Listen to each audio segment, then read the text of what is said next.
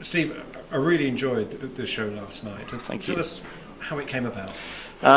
Well, I kind of had this inspiration from a story that I read in one of the papers out on the Canary Islands, because my mum lives out there, and so I visit Fuerteventura quite a lot.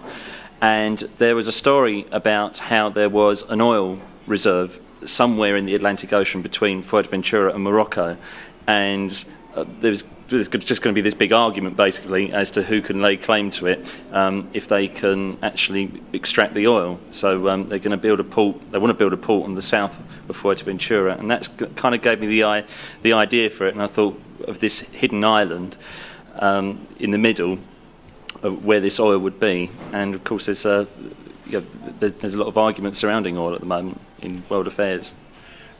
And is it very important for you, and guess for the school as well, to try and get as many pupils and indeed staff involved? Absolutely. I wanted to write something that was fun, that every year group could, a concept for every year group that they could get hold of, and so each song is kind of a pastiche of a particular style.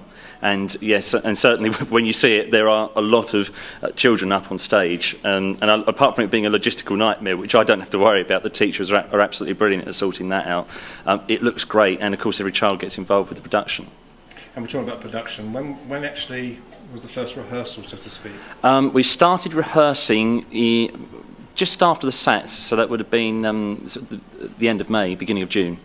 That's not a long time. It's not really, but we have rehearsed quite a lot, and but yeah, I mean the thing is, if you rehearse too early, then you kind of peak too early. So we want to be a little bit nervous when we go on, so it's still nice and fresh for the children.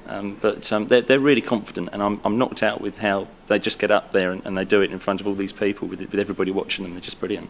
I mean, we've filmed you working not only in the school, but also, dare I say, down in IKEA and coming here. Is it one of the things? Is a lot of the stuff seems quite like left field.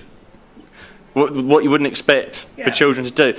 Yes, I mean there is an element to that, and I like to throw that in, and I think the parents appreciate that, and that they're going to see something that they perhaps wouldn't see at another school, and that's important for me, because I get kind of a kick out of that, and the children, they've got a really diverse taste in music, and